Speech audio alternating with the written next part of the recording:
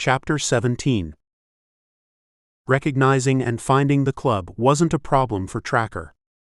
He had been to that dingy place before, with the sawdust on the wood floors.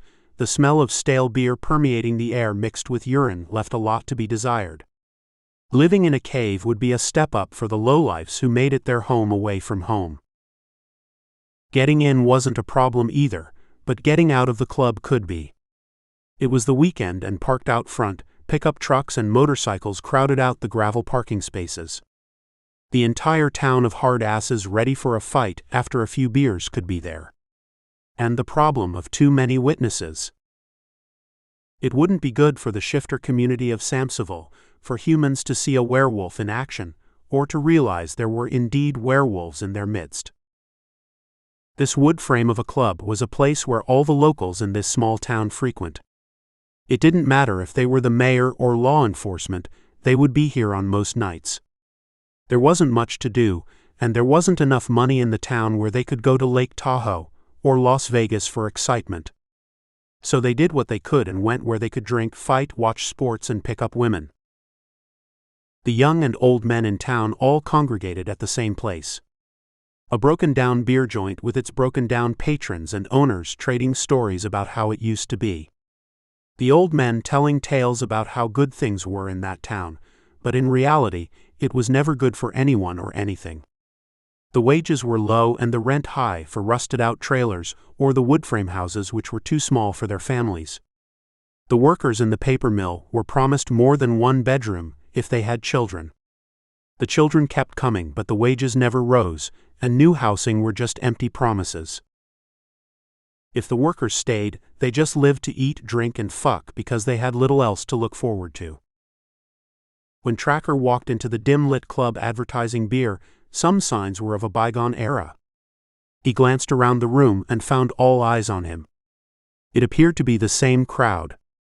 They remembered the last time two strangers had entered the club and went off with one of the few females left in the town, and they weren't at all happy about seeing and competing with another brash, arrogant, handsome stranger. The men sat with their drinks in hand and glared at him. The women did also, but not with the same intention. The owner, a large burly man with a red face who spent more time drinking his own liquor and trying to fuck any woman who came into the place, got up from his seat in the corner. He was the local sheriff, and that was his extra job to make ends meet. He took his eyes off Tracker a few seconds to watch at a young woman sashay past him, going to the ladies' room. He grabbed his crotch as if it was going to run away. Young or old, it didn't matter to him as long as she knew what a dick was for, and to him it was only for one thing, and that was to suck. Beau's uncle owned the bar. He had been a pro wrestler when he was young, and before he got hurt in the ring he took his money and left Las Vegas and came home and opened this bar. And because he was the only celebrity in town, and he was a favorite son who sometimes gave away free beer if someone was out of a job, he was voted the sheriff. It was Beau's uncle who answered the call when Beau needed him to dispose of a few bodies. It was him who Beau confided in when he said that he was being tracked by werewolves. It was him who said for Beau to stop talking crazy, otherwise he would have Beau locked up in the local wing of the county psychiatric ward. He had been looking to do that anyway, because like all the available and unavailable men in town, he had a taste of Zoe, and he wanted more. He just couldn't figure out how to get close to her without doing away with his brother's son. Tracker walked straight to the bar and sat. Beau's uncle had seen Tracker's type before. Arrogant and young and good-looking. Self-assured that he could get any woman he wanted, and Beau's uncle resented any young man with that kind of attitude. "What do you want?" he said. Tracker looked around. "Give me the best beer you have." It was a local beer that one of his customers made at home, and sold it to him pennies on the dollar. "What are you looking for, fella?" He watched at Tracker as his eyes searched the room. "I'm looking for Beau. I was told he would be here." "He normally is, but he had to take care of something at home first. You know how that is," and he shot Tracker a wide, nasty grin. "You from around here?" Just visiting. So where did you meet Bo? Tracker's head turned slightly when he heard the creaky door make a sound, but no one came in. It was the wind. He looked up and could see who entered by the mirror hanging behind the bartender's back. When Tracker heard the door open, he looked past the bartender. It wasn't Bo. You didn't tell me where you know Bo from, the uncle said, placing the mug of beer in front of Tracker. Tracker had to think of something fast. We were rivals in high school. Tracker remembered Zoe saying that Bo was a football star. A quarterback in high school. We had a game against each other. Yeah. My nephew was good at playing football, but better at fucking the girls. That's why he's still here in this town. He looked around as if the town was the bar. I warned him that women would be the death of him. He laughed and reached for a dirty towel and whipped the bar counter in front of Tracker, and then slung the towel across his wide shoulders. His shoulders almost measured the length Tracker's, but Tracker's were natural. Bo's uncle got his from lifting weights, which now they drooped forward, and fat had taken the place of muscles. So what are you doing now? Went to college? Married? No, Tracker said, and shook his head to the rest of the questions and raised the beer to his mouth and took a sip and looked around. The bar had gotten full, mostly with old men. The young ones would be around later. The women's restroom was to the right of Tracker, and Bo's uncle's head and eyes couldn't stay focused. He watched at every young woman who got up to check her makeup or go pee. He would stand still as if in a trance until the woman or women walked out, and then he would let out a low moan. Tracker didn't take notice because he kept his eyes in the mirror for signs of Bo. He wanted to catch him as he was entering, and take him outside where no one in the bar would see him kill Bo.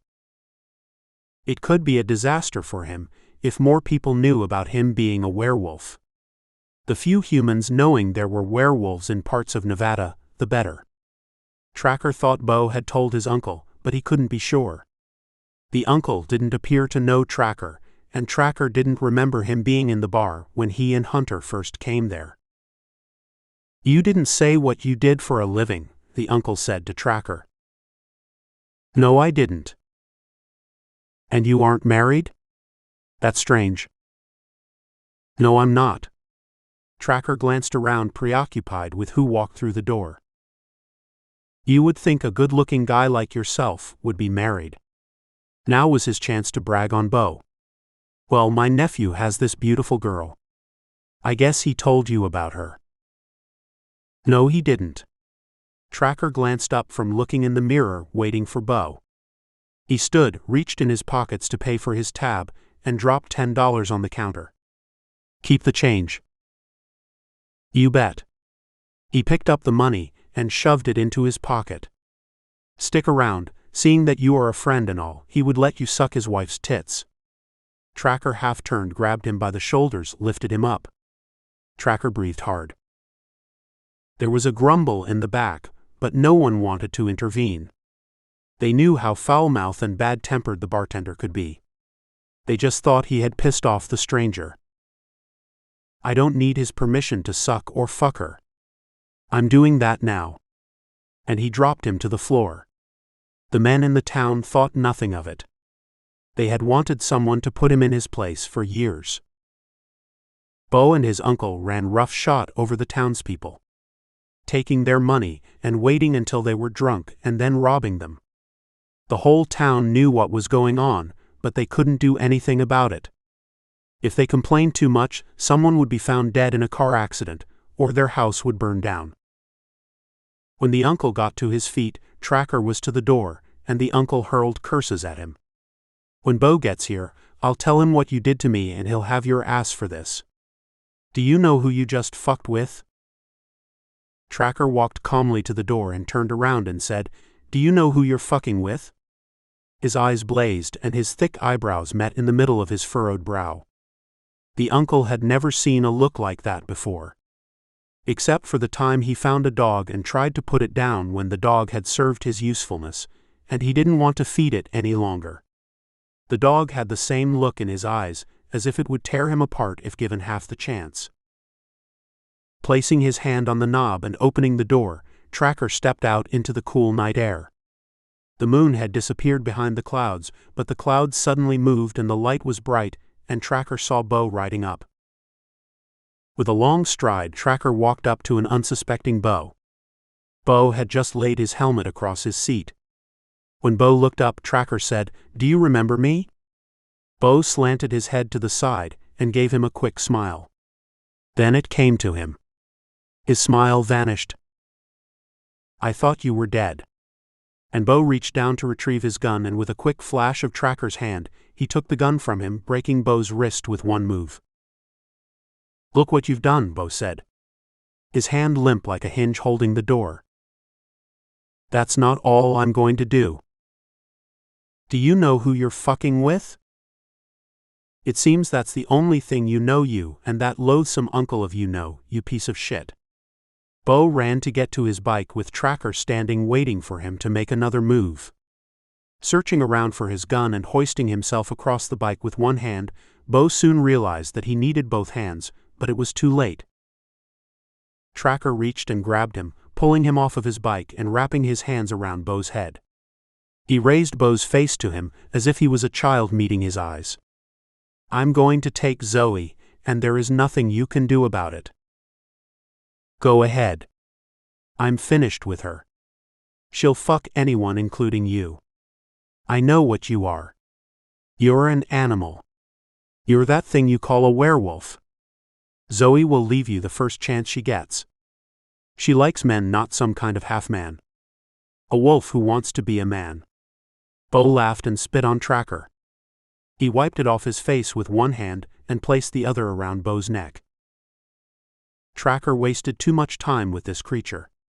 "You call yourself a man, you don't know the meaning of the word. This will be all over soon."